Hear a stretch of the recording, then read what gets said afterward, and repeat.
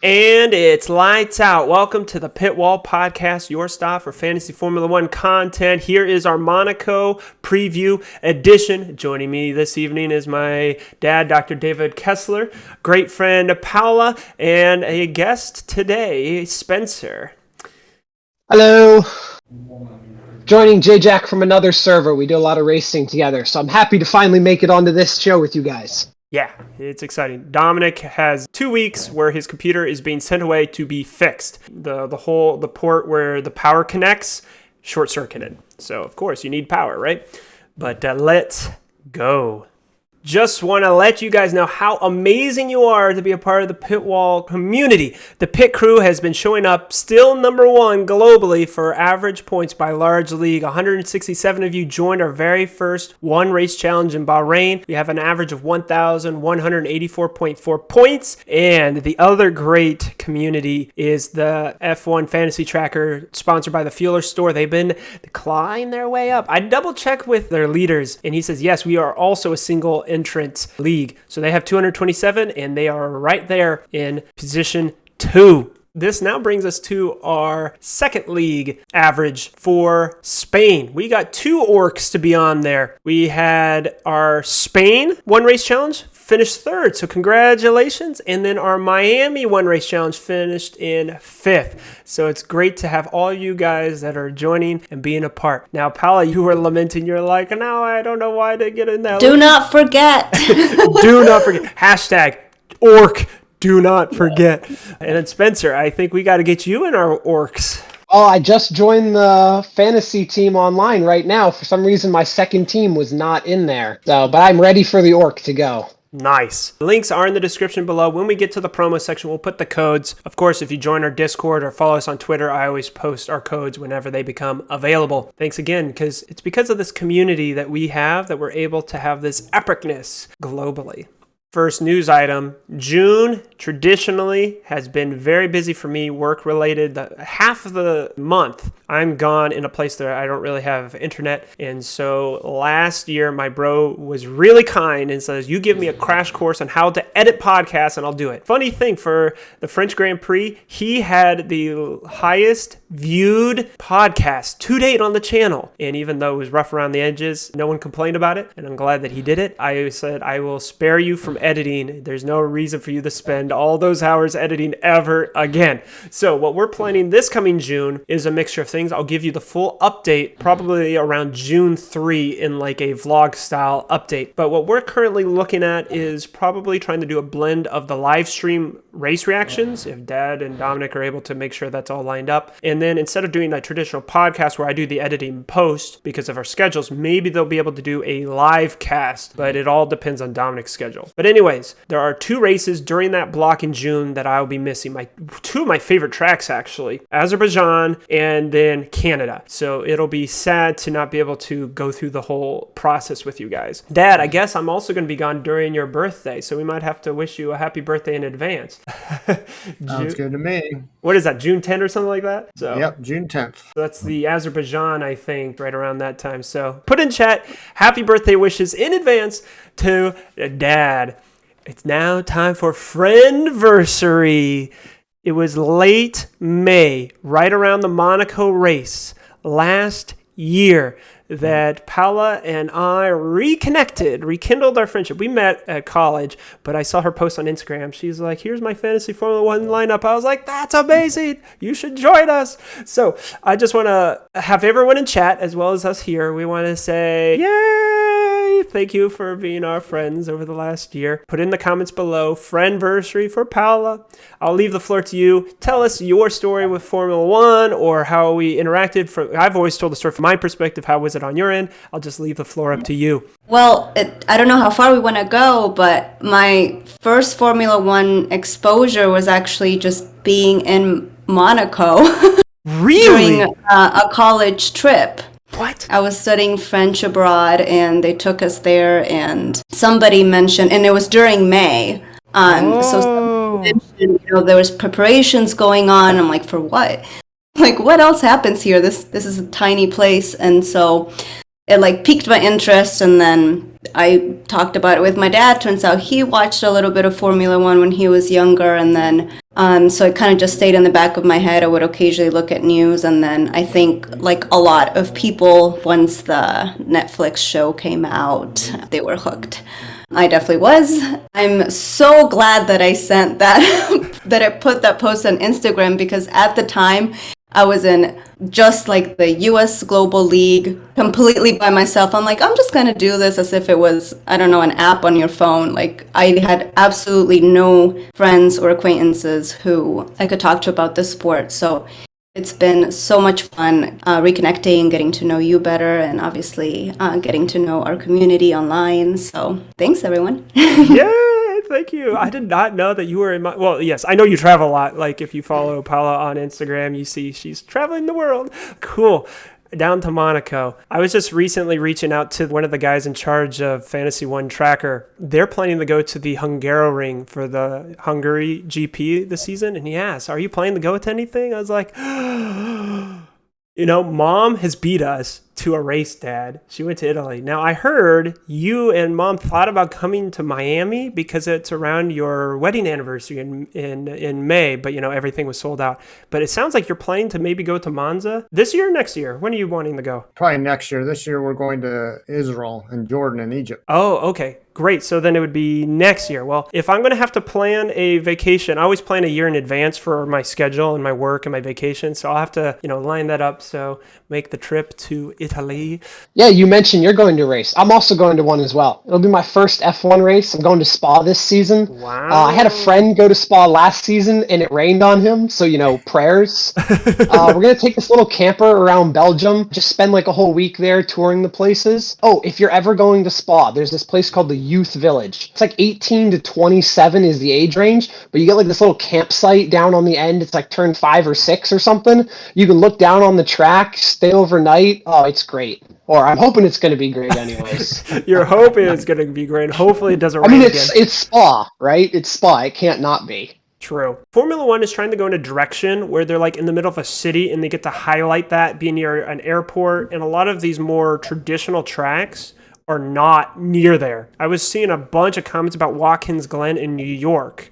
It's like 2 hours away from anything. There's a reason probably why F1 isn't considering those sort of places. But that's cool if you're able to go to the Spa. And I think you said... I mean, I've been to Watkins Glen, and it feels a lot like Spa, but like a little more squished as well. There's woods and stuff like that. You know, my grandparents grew up around there, so... Oh, I did not know that. That's cool. And didn't you say, like, is it your grandmother? You're celebrating her 100th birthday? Is that why you guys are going to Europe? Yeah, my great-grandmother in Belgium. Well, she's actually the country over, but we're flying into Belgium and just going to tour around there. Ooh, nice. That'll be a great family reunion. Oh, exciting. Put in chat below. This is a time to plug the Discord. I made a new channel in the Discord. It's called My Race Day, and that's where you can post pictures of when you go to the races. And that's a way that people can share. Or actually at Miami, there was 2 guys in the Discord that says, hey, I'm in Grand Sensoso. And he's like, oh, I'm over here. And they're like, oh, maybe we'll see each other. So that's a great way to connect and have fun. Let us know in the comments below, which race are you going to? And if not, which one would you want to go to? Let's review our team and driver standings with that crazy Spanish Grand Prix race with Leclerc's DNF. It has dropped him down to second. He is now 104 points, 6 points behind Verstappen, who won. And he's maintaining his record this season. Every race Verstappen finishes by hitting the checkered flag, he wins the race. How do you guys feel? Does it seem like Verstappen will not be touchable moving forward now that he's got his reliability issue sorted? Monaco's coming up. Leclerc is known for being a Monaco powerhouse. As long as he doesn't put his car in the wall and break the suspension again, I've got Leclerc turbo-drivered for this race coming up. I am counting on him and Ferrari to pull through. So you think he'll be able to bounce back, which I think is it an 8-point spread between first and second? So he could actually get the championship lead back if he wins the race. But I think Paula and Dad were both chiming in. What are your thoughts, Paula? I was just going to say, I think Perez would disagree that Verstappen's untouchable, and I think we saw a little bit of like that anger starting to come out of Red Bull, obviously very clearly showing preference to Verstappen. And I think he's trying to say, hey, if you gave me the chance, I could be right up there and potentially even beat Leclerc, which obviously would sadden me, but all to say, I don't think Verstappen's untouchable. I think both Leclerc and Perez, given the right conditions, could pull up to first. That's fascinating, because if you think about it, without that safety car that messed up Saudi Arabia, Perez would have got a first place instead of a fourth place. And then if he hadn't DNF'd on the very last lap of the opening race, that would have been another huge haul of points. He could have been the one who was leading the championship. But like you said, Verstappen's be able to storm back, and I think Red Bull clearly says, Perez, we know Verstappen's more likely to win races than you are. Sorry, we're going to put you on a weird strategy. Well, okay, not a weird strategy, but they know Perez is good at extending his tires. So they're always putting him on the alternate strategy, which then makes it convenient for them to say, well, Verstappen's always going to be on the faster strategy, right? Because you're always trying to stretch out your tires. So maybe Perez needs to start telling them, hey, stop doing that. I know I can do it, but stop doing it. I want to win races. What are your thoughts, Dad? I like Leclerc on his home race. I actually hope he wins it. I am a Verstappen fan, so I would have to say that Verstappen's to lose. However, Leclerc has getting higher in pole position, so if he gets pole position, it's going to be really hard for Verstappen to pass him on Monaco, unless they do a tire strategy and a better pit stop. True. And let's not forget that he was on an old engine. He's going to have a brand new engine for Monaco, and it shouldn't have that reliability issue. But then, like you're saying, if he's able to out-qualify Verstappen, then he should be able to secure victory. There was no reason he was going to lose that race other than a DNF. Leclerc had covered him off in the first corner of Spain, and maybe that's what's going to happen moving forward. If they've been able with their upgrades to adjust the straight line speed deficit, and Leclerc doesn't have this reliability, then he's going to start winning races. Verstappen has just been winning these last few races in a row. But if Leclerc can start getting that, then he'll start building the gap again. So it'll be fascinating as we move forward. Which now brings us over to our constructors. Red Bull leapfrogged Ferrari and now is 195 points leading the championship. Ferrari with 169, Mercedes with 120, and then everybody else is really, really low compared to them. You guys think that there's any chance that Mercedes is able to take it to Ferrari and Red Bull? Or is it going to just be between those two teams for the rest of the season? I don't know. Maybe not for this race. This race is known to be a Ferrari powerhouse, but seeing how much Mercedes has improved over the last 3 races, I do have hopes that Mercedes, at least if Red Bull or Ferrari make a slip, they have an accidental double DNF at some point later in the season because of a crash, Mercedes will be right there. They'll be right there for second. First, I don't know. They're a long ways behind, but second, I can see it. True. The thing that hampered Mercedes in the past was their longer wheelbase, so I don't know how that's going to play out now with the new cars, but we do know if given the chance, Russell can keep other cars behind, and Monaco is so hard to pass on. So if Russell can just out-qualify or a guy has a slightly longer pit stop, that could play to his favor. Was it last year? Yeah, it was last year. You had Gasly holding up Hamilton for a large majority of the race, and so much so that Vettel was able to pounce ahead of Hamilton with his pit strategy. So that could play again. But I think if given the opportunity, Russell and Hamilton could start etching back in. It's a huge gap, 75 points to Red Bull. But like you said, a couple DNFs, the whole thing could switch around. Paula mentioned earlier about the Perez-Verstappen kind of agitation, you might call it. Perez thinking that Verstappen got preferential treatment. Horner said that once they look at the whole thing, that Perez will probably understand why. But my thought was, hey, I don't think it's any better in the Mercedes than the Red Bull team. I think Russell and Hamilton are going to have as much friction as Verstappen and Perez. True. There was over the comms in preparation for Spain where they said, Hamilton, you need to be X amount of tenths faster because that's how far you are behind Russell. And he's like, well, don't tell me Russell, tell me the leader. Well, it's going to get awkward when the leader is Russell, right? Like, if the only guy you got to beat is your teammate, then that, like you said, Dad, the friction is going to start getting even worse. As I said in our preseason predictions, Russell was probably going to adapt to this newer car better. I can see now why Toto Wolff did not put him in the Mercedes last year, because he probably sensed that Verstappen and Red Bull were going to come and fight Mercedes really hard, and he did not want Russell taking points off of Hamilton, because we've been seeing that race after race, right? Every time Russell finishes ahead of Hamilton, that's points taken away. It would have been fascinating last season, actually, actually to have a three-way fight, but I can see why they decided to wait till this year. But Russell is really... One of the other things you have to watch about is Perez. What if Perez was better? He would be taking points off of Verstappen. Verstappen might not be beating Leclerc by as much. And so you got to remember, while Perez wants to win, he is the best teammate on the grid. Look at all of the other matchups. Who is always there 2 places behind their teammate? Who's not crashing out? Who's not making silly mistakes? Who is right there holding up the competition? That's Perez. If there's any guy winning driver a day, I'm giving it to Perez quite often just because he is the ideal second seat. I know we talked about Bottas being great about it last season, but I think Perez is doing an even better job this season. Well, that's the fascinating thing, right? Bottas was not able to hold Verstappen behind last season. And Perez, we see that he can hold another guy behind. Sainz is able to also hold Perez. It's weird how Sainz and Perez can't seem to pass each other. But like you said, overall, Perez is doing his job just like he needs to be. Paula, we have yet to hear your thoughts from the Ferrari perspective. What's going on? What's up in your mind? I think it's just lack of consistency. I think we're getting that from Leclerc. We're not getting that from Sainz in terms of driving. And obviously what happened to Leclerc this past race was really unfortunate. But I'm really worried that Sainz is going to start just lagging behind. But to add to Spencer's point, Perez really is doing remarkably well, especially compared to last year, because he was definitely a good partner, but he wasn't matching up in terms of points. I mean, you look at how the standings ended up at the end of 2021, and he was close to 200 points behind Verstappen in first. Ferrari really needs to adjust to having both Perez and Russell right beside them and pass more, essentially. I think they need to be thinking about tire strategy as well.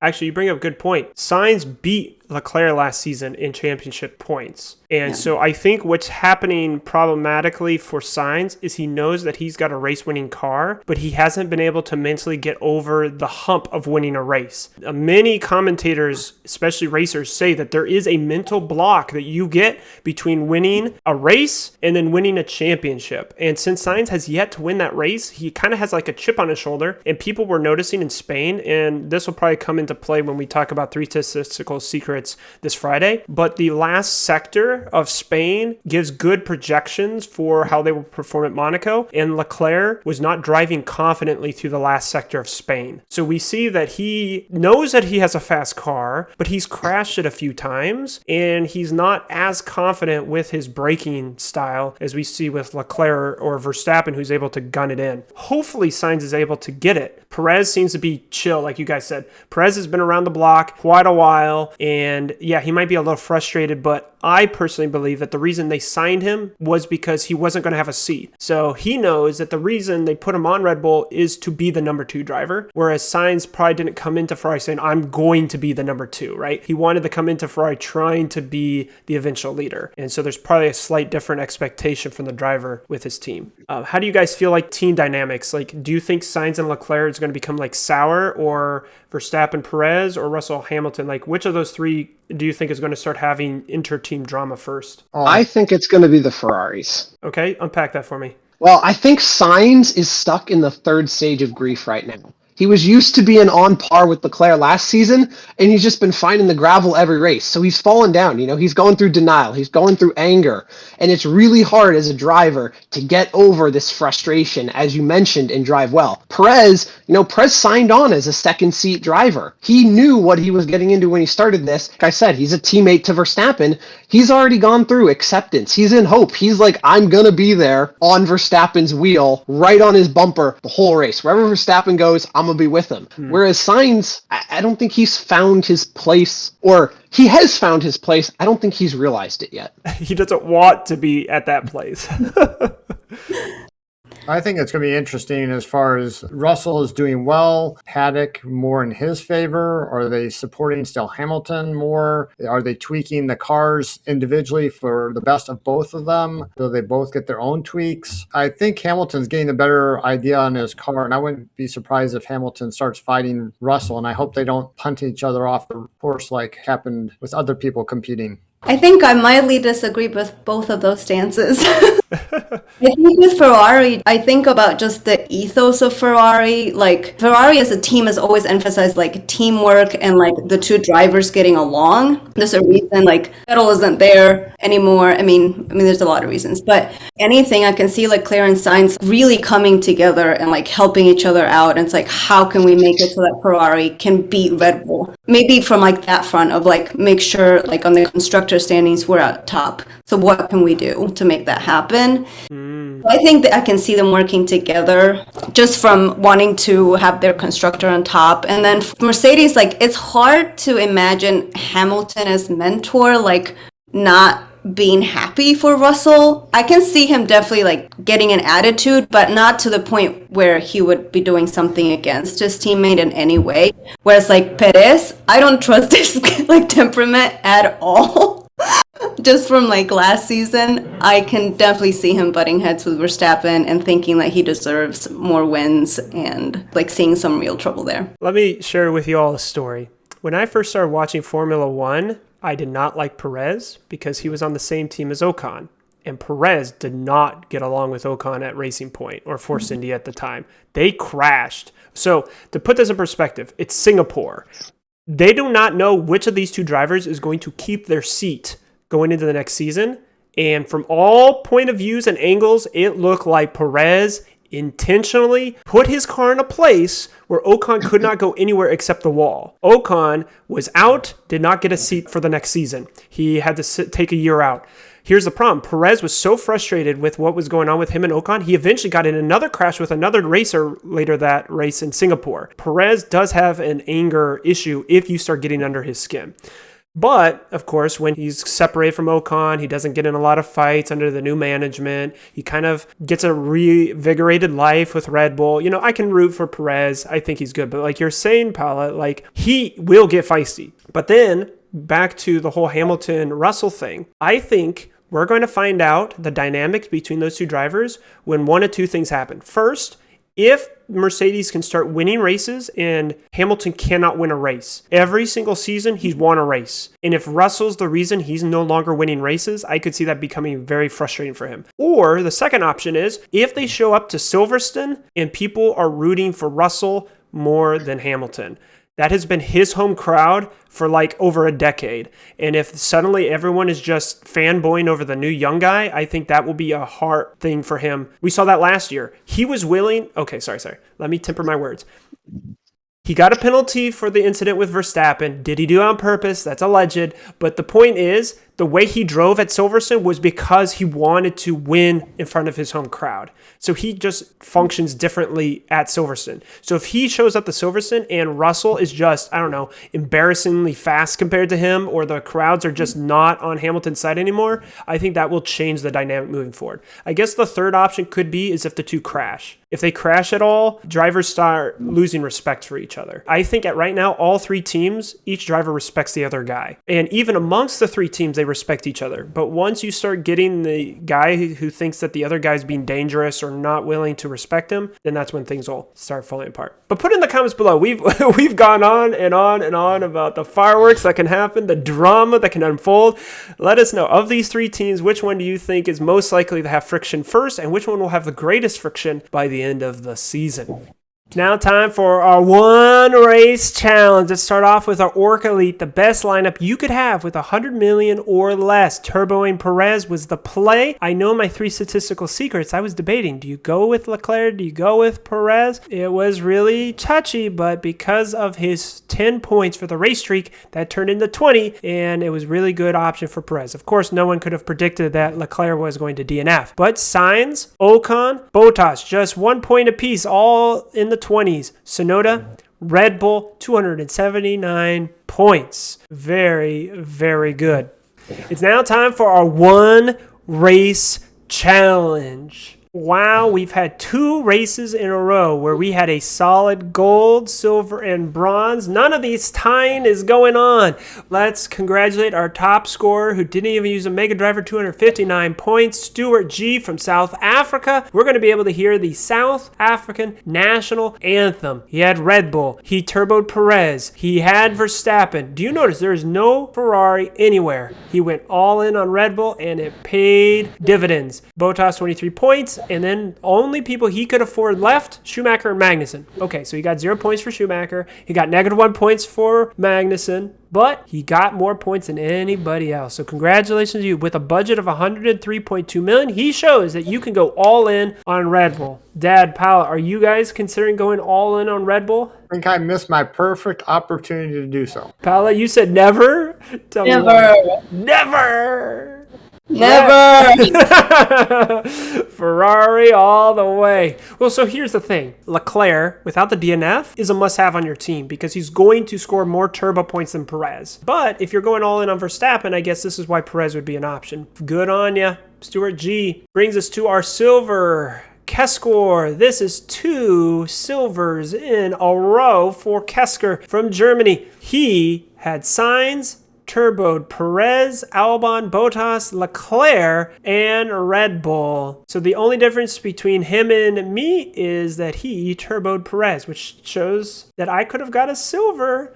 Now to our 3rd place. Glenn G from the Great Britain. Red Bull, turboing Perez. He had Leclerc, he had Bottas, Albon, and Ocon. So Ocon got a decent haul points, 24. So that was a very solid lineup. Got you your bronze. I believe it was Glenn. He put it in a YouTube comment and he said, here he was trying to decide who to put on his team. And he had Mega Drive Leclerc last race. And because of a misclick, put it on Perez and it never switched back to Leclerc this race. And there he is getting the benefit when Leclerc DNF'd. So that netted you the bronze. Congratulations, Glenn. Congratulations. That now brings us to our ORC leaderboard. You'll see that the ORC Elite scored 279 points, 20 points behind, got that gold, and then, of course, our silver and our bronze. There's so many spaces because in the past, you would have all these people tying. There is no Fat Stacks award because there were no ties. But if we scroll over to the right, we can see that in order to get a bronze, you need to average 236 points on that race with a budget of $102.2 million. If you want to get a silver, just 3 points more with a budget of $102.5. But if you want the gold, you got to do something different with an average of 253 points, but a budget of $102.7. In their top spot, ORC Elite, of course, it has the benefit of seeing hindsight, but even with a budget of $100 million or less, you could still do really good. Which now brings us over to our ORC leaderboard. There is a new person atop the ORC leaderboard, Kesker, with his 3 silvers, 2 of which came in the last 2 races, now sits atop with 54 points. Kim B is still up there with 51. Ari has 48. Aman C with 43. Anita G with 43. Edwin G with 40. CJ M with 40.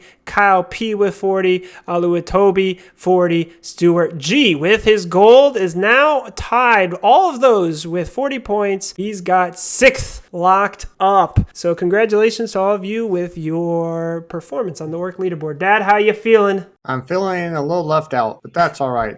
I'll give them their props. And yes. I'm coming for the rest of you.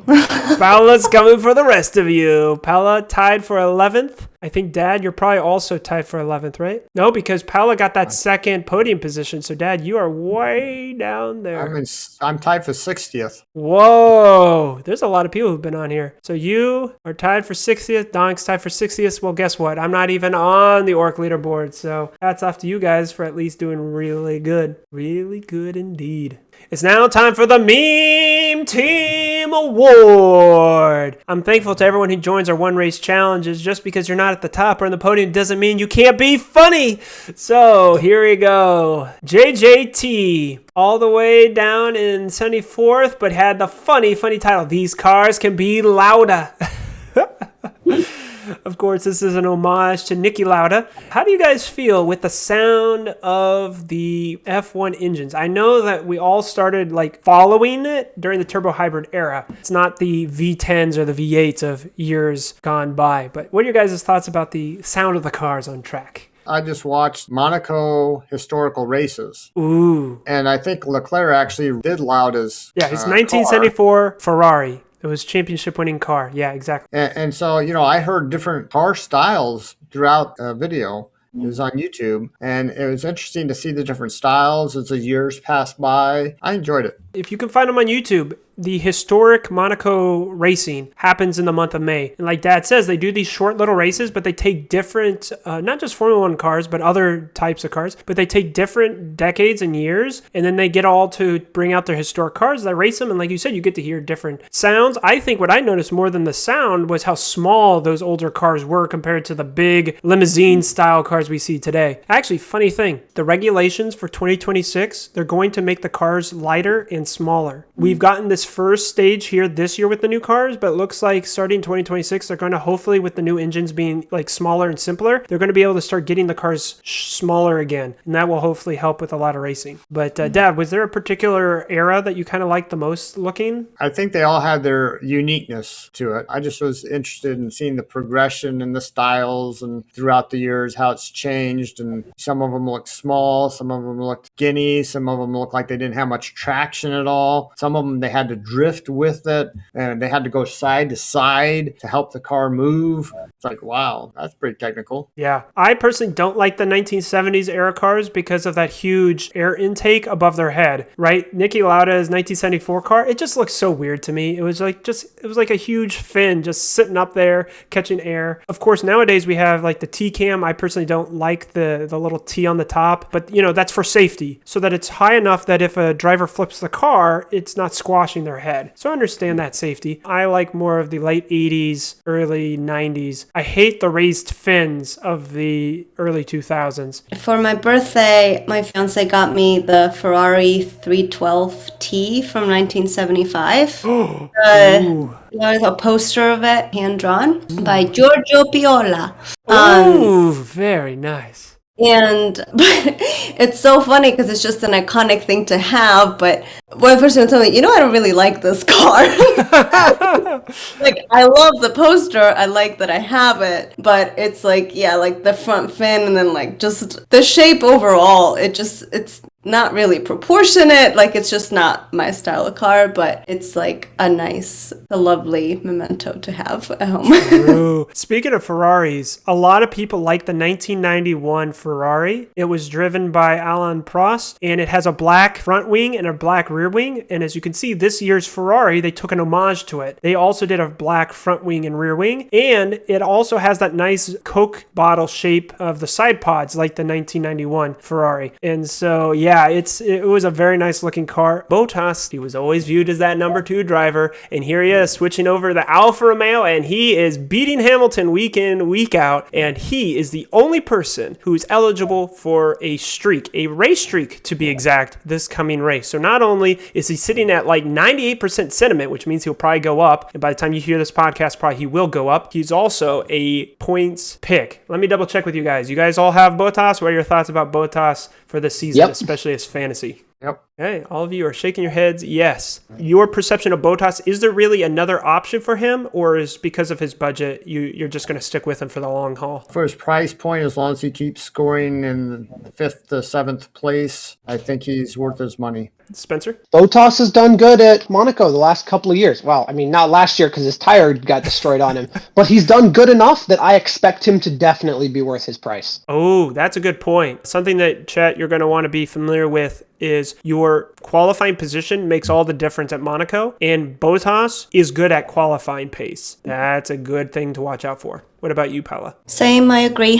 I'm gonna keep him in there at least one more race. Get those bonus points. It's now time for our PITWALL lineups. Normally, I show every single person's lineup when they talk about it, but I'm just going to share it on the screen right now. We all have like the exact same lineup. So I'm just going to open up the floor then. We'll start off with you, Dad. Why this lineup? what are you thinking? How would Monaco potentially impact your lineup? And then we'll just piggyback off of you as we go. So I had Red Bull because they had a power streak, which was good. But I'm thinking this week, get Verstappen on my team, maybe sub out and get Ferrari. I expect Leclerc to really be good on his home track. Sainz has not been impressing me so much. So take out Sainz, put in Verstappen, and see then what I have to do with my other ones to make that work. Oh, budgeting wise. Okay. Yeah. Spencer, what are your thoughts? Are you going to be adjusting your lineup at all, or what are you looking out for? The last race, I had Verstappen and Magnussen. This race, I switched them out for Leclerc and Alonso because I was figuring, Leclerc, it's his home race, he's going to do great. Sainz, there's no gravel, he can't mess up. Bottas is good for his price, same thing with Perez, and so I was kind of stuck down to Ferrari and Alonso, which, that's basically the best team. It was actually the team that I started the season with, made a couple changes along the way. Hey, I'm holding up over the average for our team in the league, though, so that's good enough for me. True. And I think that the Ferrari, Ferrari is also trending down. Alfa Romeo, apparently people wanted to juggle Alfa Romeo right now. And before we get to power, we might as well talk about that. There are people who will pick up a team to surge their price and then go back to a different team. I don't think there's any reason to have Alfa Romeo as a constructor on your team, but if you were wanting to juggle, you could. But I think for this coming race, it's down to Red Bull versus Ferrari. And Red Bull is more expensive and no longer has the streak opportunities. Ferrari already got their quali streak, and so they're not eligible for a race streak. Paula, between those two, are you debating the constructor, or is there any driver you're thinking about maybe switching out? I'm not debating the constructor, but I do want to get Verstappen up there.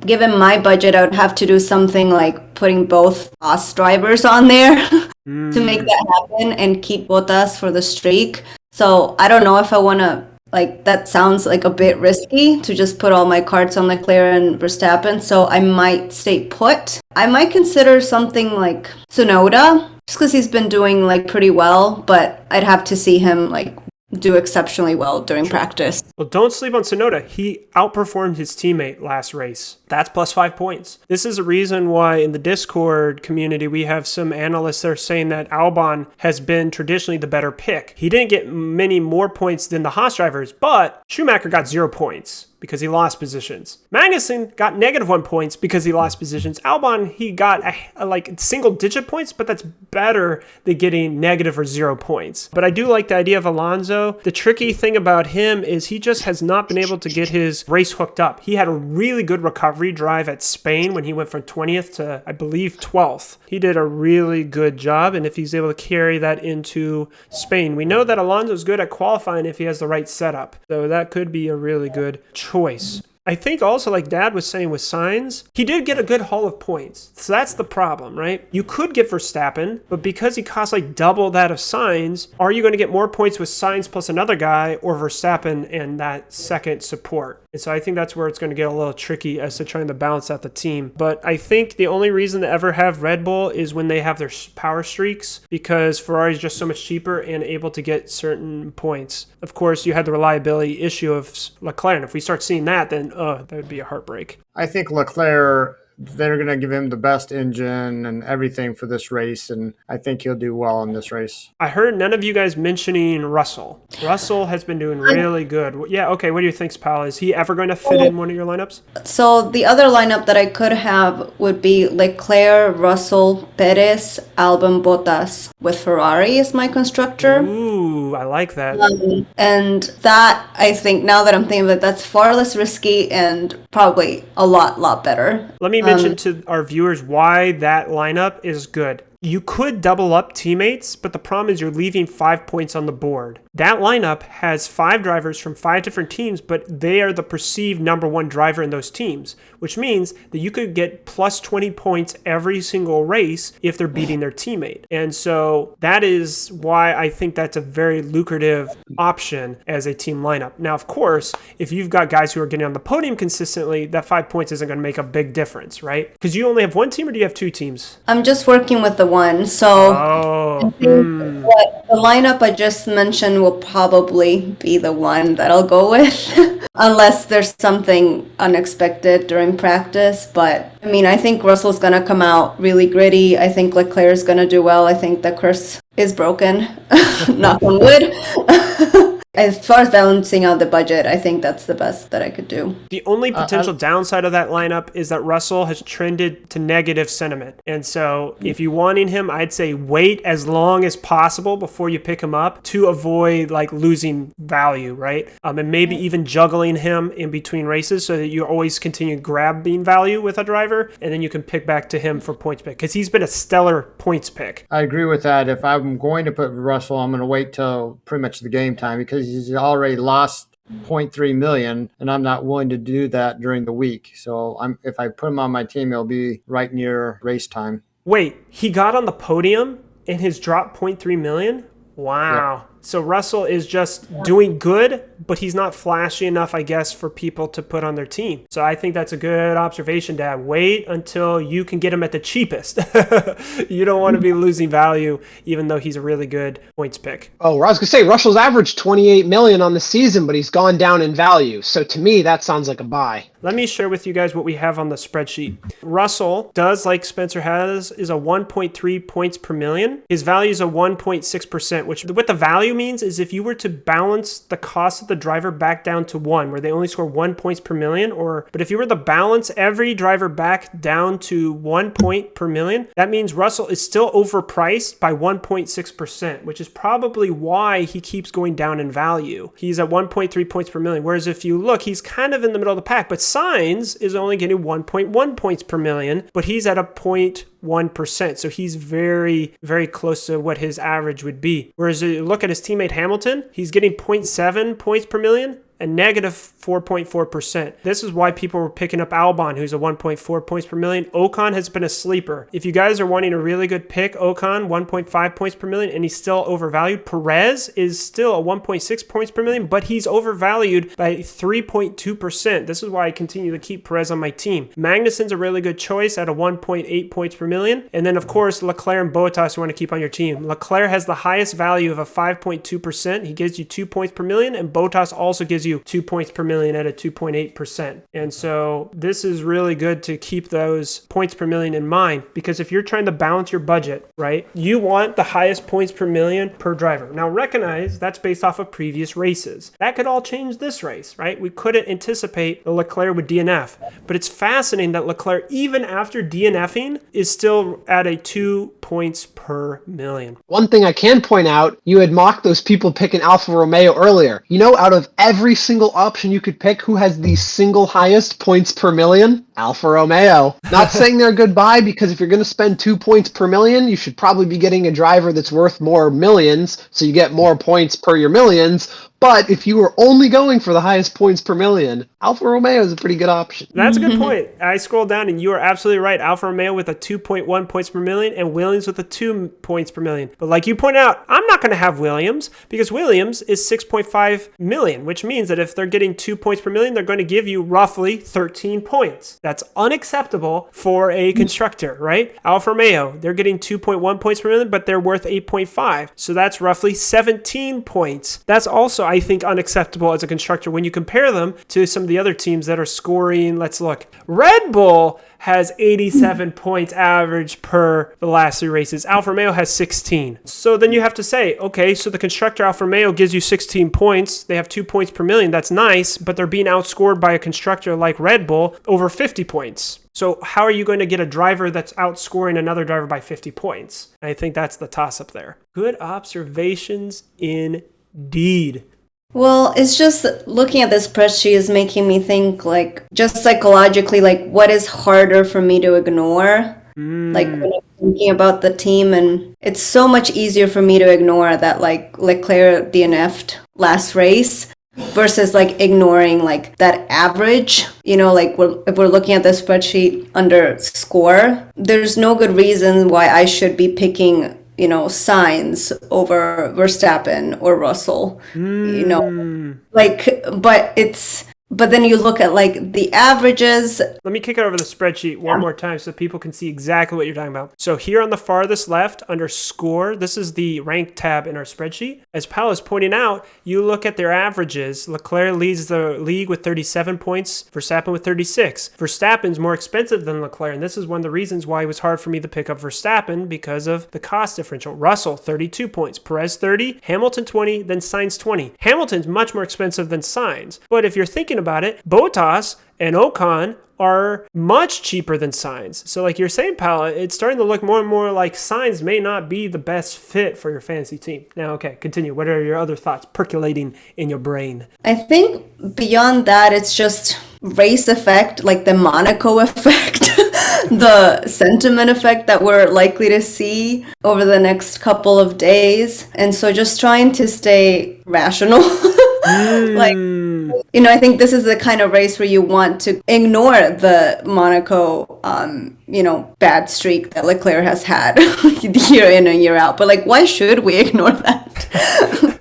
True. So like Monaco is unlike any other race on the calendar. And so like you said, you really can't use the exact same approach because it is so different. Yeah. And you want to take history into account, but like to what extent? So Ooh, I don't know. What to think about. Last thing I'll say to those watching, the reason why we have our average and then we have our 3-race average is so you can know how they're performing most recently. So for example, Leclerc's average is 37 points, but over the last 3 races, his average is 28. So he's taken a dip. Whereas Verstappen, his average is 36, but over the last 3 races is 54 points. And this is why now he's popped up on people's radar. So if they're red, that means they're underperforming. Green means they're overperforming their averages. And that's good so that you can compare those two columns, the average and the 3-race average. I like to promo for you our 1-race challenge, but first our seasonal long PITWALL League. We have 1,146 team entrants. You can submit any team that you want, but this is an opportunity to see how your team stacks up against other people. People are able to submit their teams. You can learn from them. You can grow with our community. If you want to continue the discussion at any time, you can join us on Discord or on Twitter. Links in the description below. But here is the juicy one, the 1-race challenge for Monaco. As you can see, there's just one team in there, and that's me. We need at least 10 people so I can make the cool graphics updates. And you guys have been so cool. We want at least 50 people to join our league so it can be submitted for the large leagues. I just want to let you know that you guys, as a part of the pit crew, have been doing so amazing. Every single race, joining our 1-race challenges and getting top performers on the large league leaderboards. It's so great. Find the link in the description below, put the code in, and you can join our 1-race challenge. It's now time for the League DRD. It's so glad to have this back because last week I had a problem with my audio. I've rectified it. You just got to check and do an audio check every single time I record a podcast. I see my audio meter going up and down for my microphone. It works good. But let's kick this over and tell you what the race results were. In the match of Lords, we had Dominic and myself. He had Magnussen and Vettel in the King's race. I had Verstappen and Sainz. He did the fake out and got me to turbo Verstappen, which was not needed, but I scored 85 points versus his 17. I get a crown, and that'll promote me to the match of Kings this time. Then in the court race, he had Hamilton and Bottas, scored 44 points, soundly defeating my Norris and Gasly. Here's the crazy thing. I almost thought about using my turbo in the court race, but it wouldn't give me the victory. So I guess I would have lost my credit either way. But that does mean that Donick and I both get a crown and a credit. Normally, if Donick was here, he would have his little funny things to say. Sorry, bro. He does have his computer getting fixed up. Yes, he's got a new job and all that work schedule. We look forward to when you'll be able to join us back again, bro. Love all the way for you. But Spencer's filling in for you this race. I talked with him in the offseason just in case Paolo or Donick or myself or Dad may not be able to make it. Spencer might be filling in for me during June. We'll see what happens. Now to the match of Kings. We had Paolo versus Dad. Ooh, it was tight. Dad decided to turbo Verstappen. He paired him up with Hamilton, got 81 points, and he would have barely eked out. If he had not turboed Verstappen, he would have scored 51, which would have only been 3 points more than the combination of Sainz and Bottas for Paolo with a 48. So Dad gets 2 crowns because he won the match of Kings race. Then it takes us to our court race. Now, of course, Dad scored scored more with Vettel and Gasly, but if you're in the match of kings, you forfeit the court race if you win the king race. So Paula automatically with Norris and Magnussen gets a crown. So you get a crown and a credit. Dad gets 2 crowns and 0 credits. How do you guys feel about the performance during the kings race, court race for the match of kings? I like the result of this race. I feel sad because this is probably the last time of the season I'll have Verstappen on my team. Ooh, true. His average is now over 21, which means that he is going to become a wild card. Thus, no longer eligible as a keeper. I'm coming in with 4 credits. I see this as a lot of potential for me. Big comeback time. Big comeback time. And what about you, Paula? You are second place, right behind Dad with crowns. You have a little bit of credit to spend. What's your strategy moving forward? Well, I'm definitely glad that I didn't use any of my credits, because even if I had, it wouldn't have been enough to beat the Verstappen-Hamilton combination. But I am surprised at the court race because, I mean, Magnussen definitely didn't live up to his average, and then Vettel, not out of nowhere, but did surprisingly well. So I had more hope in the court race, but I think going forward, at least for this next race, I'll use one of my credits to get back in the Kings. The match of kings. Oh, did you hear that hint? She's giving a hint already. We'll see what happens. Let's kick it over to the spreadsheet. Looking over the DRD races in the spreadsheet, we see Dominic, Spencer filling in, of course, 2 points with 4 credits. Myself, 3 crowns and 2 credits. Paula with 4 crowns and 2 credits. And Dad, 5 crowns, but 0 credits. So the spread is pretty even. 1 crown separating each of us, so anything can happen to call back. But it looks like Dad's strategy of getting 2 crowns every single race might make this untenable for the rest of us to claw back in. Verstappen's average is now over 21, so he is now the 4th driver to join the wild cards. But here's the crazy thing. If we scroll over to the left and we look at the averages, we have Bottas sitting at 19, we have Hamilton sitting at 19, we see Ocon sitting at 19, and we have Sainz sitting at 20. We have potentially 4 other drivers that could become wild cards if they continue performing above 21, which would become an awkward situation if half of our drivers are not draftable.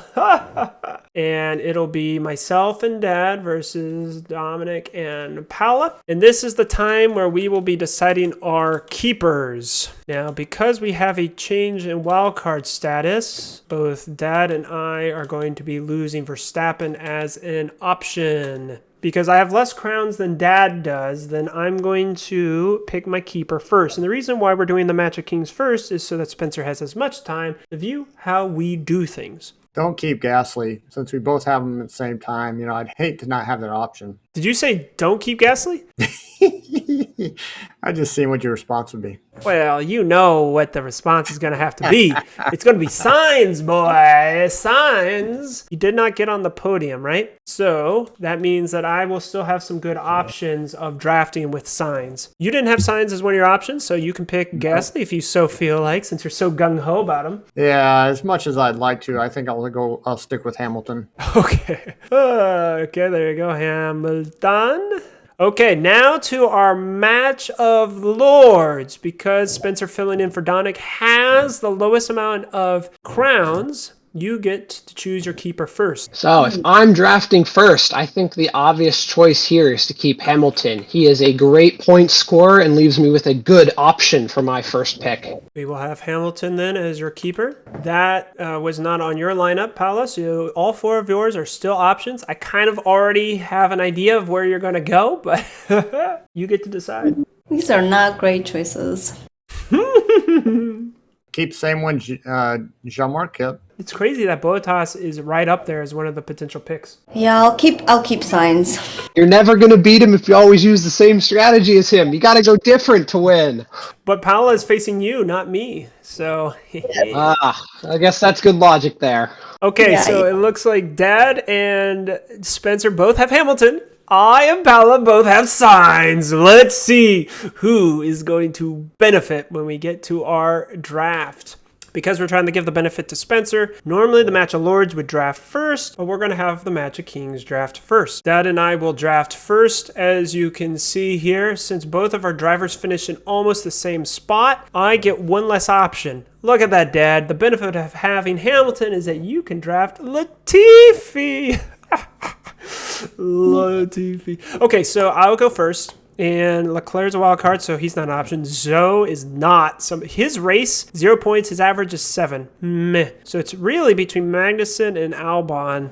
Oof, that's so tough. Because here's the problem, right? Albon gains positions because people are crashing. Monaco does not have many overtaking opportunities, which means that Magnussen, if he qualifies in the top 10, shouldn't be losing those positions as much as he would do in the past. I guess I will go with Magnussen. Albon, who's averaging 11, or Latifi, the averaging 9, their teammates. Well. I can't say I'm convinced that Latifi is going to do better than Albon, so I guess I will go with Albon. I was talking in Discord with some of the pit crew, and they had commented that maybe the reason why Albon didn't beat Latifi this last race is because by the time he finished the formation lap, his tires were cooked. And so then that really compromised his first stint.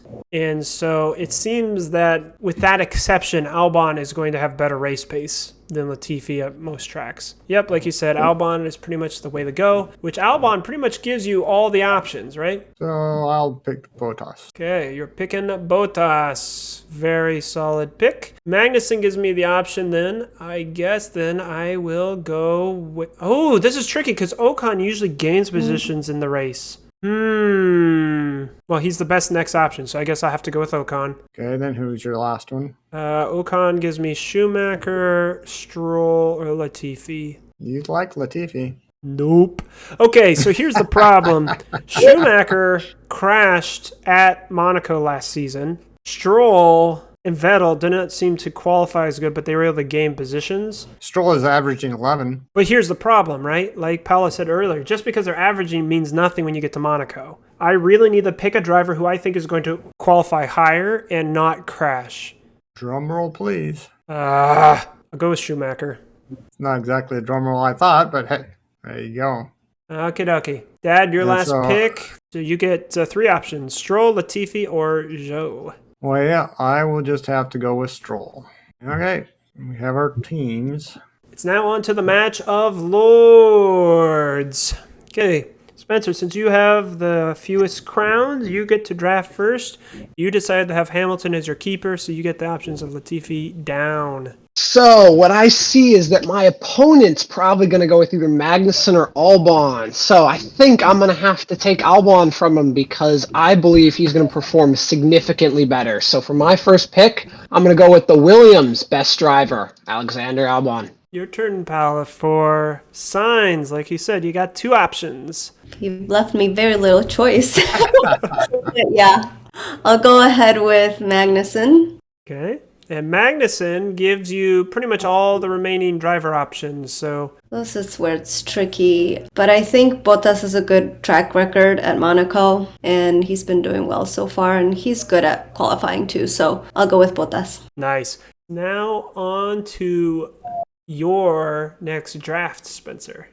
Ooh, so this is tough. So I'm pretty much looking at Ocon or Norris as my 2 options, which are going to either leave me with Gasly or Schumacher as my next best options. So who do I think is going to win? I think Gasly is a much more consistent driver than Schumacher. So I think based on that, I'm going to have to go with Norris because I think, first off, Norris is going to beat his teammate, easy 5 points. But I think, secondly, those extra points from Norris, I don't know, though. Yeah, I think I'm going to have to go with that. I need Norris to give me Gasly because Gasly is going to do better than Schumacher will. And this is why normally we have the Match of Lords go first. So we could get these great, juicy strategies. So for my final pick, I have... Don't worry, you got a lot of options here. This is not the first... Nope, not gonna... There's no chanting, please. No chanting? Okay. Silence. Zo. I just think... it's just Williams just doesn't have good pace. If Stroll doesn't crash, he'll do better. That's true. And Latifi is an agent of chaos, and it's Monaco, so he's about to be chaotic. So I'm gonna go with Stroll. Okie dokie. Those are our 4 lineups. So now it's time to kick it over to the DRD teams. Now, while Dad and I went first for draft, we're not going to go first when it comes to the team lineups. Paolo's like, I can't let Dom down, man. No, I don't know. Oh no. Okay. You ready, Paolo? I think so. You ready, Hang Spencer? on. I'm Yep. so indecisive here. 1, 2, 3, reveal! Okay, so we've got Paolo putting Sainz turboed in the King's race with Bottas. Ooh, that's going to be a solid lineup. Spencer is turboing Hamilton in the King's race. No surprise at the 2. And then Albon. Oof. So it's going to come down to Bottas versus Albon. Wow. Now in the court So one race, thing I made sure to do was I didn't put my top 2 drivers in the King's race because I figured, I'm at a slight disadvantage, Hamilton versus Sainz. But my second race, I'm definitely going to be winning the court race. I think Norris has got that in the bag over there. So you're going to try the King and see at least. You've got Magnussen! And Stroll! We are going to find out, won't we? Oh boy. Fighting words, DNFing. Okay, so there we go. We got our match of lords figured out. Yep. Okay, you ready, Dad? Sure. 3, 2, 1, reveal! Okay, Dad is doing a very similar lineup with the Hamilton in the King's race and Bottas, because he can. Very, very solid lineup in the King's race versus myself, which is doing Sainz turboed and Ocon, which then my court race is going to have Magnussen and Schumacher. Oof. I'm having both Haas's. Good news is if you win the King's race, you don't have to worry about that one anyways. That's true. Or if you win the King's race, then I automatically win anyway. So I guess it doesn't matter, right? Those are our lineups. This is our League DRD Driver Rotational Draft. And let's see how it all pans out. It's now time for Game Center. I know we've been promising you guys the track challenge for weeks now. Just recognize with our schedules, we want to be great to those that are our guests on the podcast. And so when it's a week where we have less recording time, we're going to do shorter Game Centers like today, Blind Ambition. So Dad, you take it away. Explain to us how it works. So there are 4 different categories, A, B, C, and D, and each of them have 10 scenarios. And depending on the category, I will ask you to pick 3 different things. And then we will allow you to read them off and see how close you can predict in this coming race without having any clue on what you're picking. So predicting without knowing what you're predicting. I see. So Paula, didn't she win our last Blind Ambition? I think she got the closest, yes. Because I think you guys went with Latifi and she went with Hamilton. Yes, we picked Latifi. I beat Dominic because Latifi did outperform his teammate by 30 seconds. And Dominic said 15 seconds. But I put Latifi at P2. That was never going to happen. Maybe I should say 2 from the back. But Paula, I think you said Hamilton P4. And I think he finished P5. And you said he was 3.9 seconds ahead of his teammate. That wasn't correct, but you got the other 2 really close compared to ours. So, Dad, what did she win?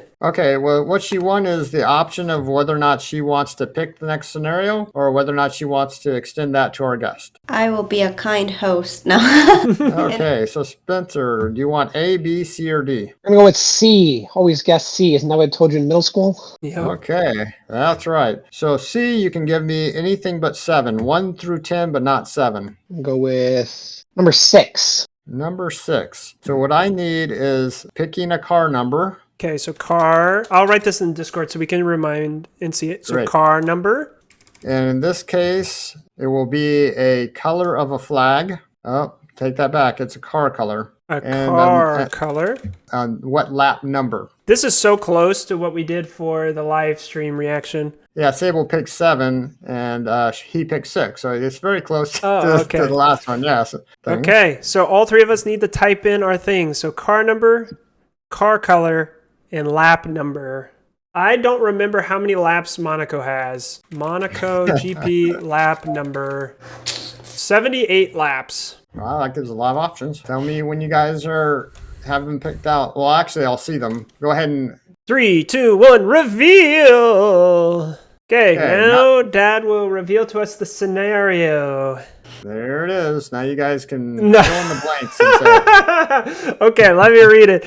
Paula posted hers in first. How about you read that? So Paula, you will insert with each blank. Okay, so Latifi will be passed by Norris on the 20th lap and see an orange car. Wow, pretty impressive. You got Norris in an orange car. We'll see if the 28th lap is the correct lap. Well, wait. Wow, so you put I thought, so who's doing the scene? Latifi is the noun of the sentence. So is Latifi going to see an orange car? So because Norris is orange, then that'll be easy. But if for example, I have a different scenario, so that means that Latifi would have to be near another car that has the same color that I need, even though he's being passed. Would that be okay for my blind ambition? For example, here's mine. Latifi will be passed by Leclerc on the 52nd lap and see a green car. So for mine to be right, that means that he would probably be lapped by Leclerc on the 52nd lap, so it's blue flags, and he has to be near one of the Aston Martins so that he can see a green car. Would that be okay? He could be behind an Aston Martin and be getting passed. That's my hope, is that there's an Aston Martin somewhere there so that they're seeing a green car. Okay. Spencer, read for us yours. Hey, I feel like mine's pretty easy. Latifi will be passed by number 1 Verstappen on lap 78, so probably the last lap of the race, and see a red car. So he's either going to see a Ferrari or a Red Bull pass him on the last lap of the race. Is Red Bull a red car, though? I think Alfa Romeo better fits that. Red Bull's a very blue car. Okay, but he could see Sainz or Leclerc pass him on 78. Oh, so he could be being lapped by multiple cars. I see. Yeah, so I could get it both because he could be passed by I'm not thinking this is going to be a single lap. This is going to be him getting double lapped. He's going to get double lapped on the last lap of the race.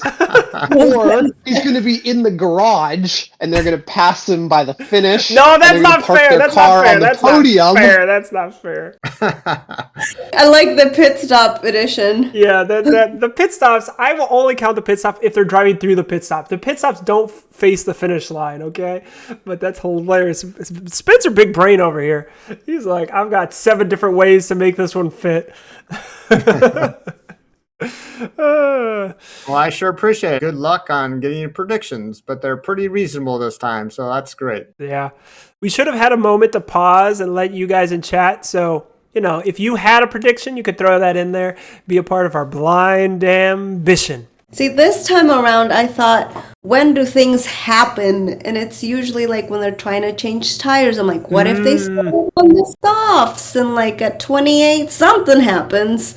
Smart. That's actually why I picked 52. I wanted something like a little bit past halfway, but like more, like you said, in a pit stop area. Yeah. So you and I. Like, so-and-so is going to undercut a lap, Yeah, I do like the pits thing because Latifi could go into the pits on whatever lap and another car could be pitting at the same time and pass him. Or he could be seeing the other car in the pits. Man, I did not think about the pit idea. Nice. And there we have it. Thank you so much for joining us this evening. It's always a pleasure to be able to get all of our friends and family together to do things that we love and can share and make great memories. Of course, stay tuned for our coming video where I'll give you an update of how crazy June's going to be and how you can still stay engaged with the PITWALL community. And until next time, we'll see you on the PITWALL. Bye.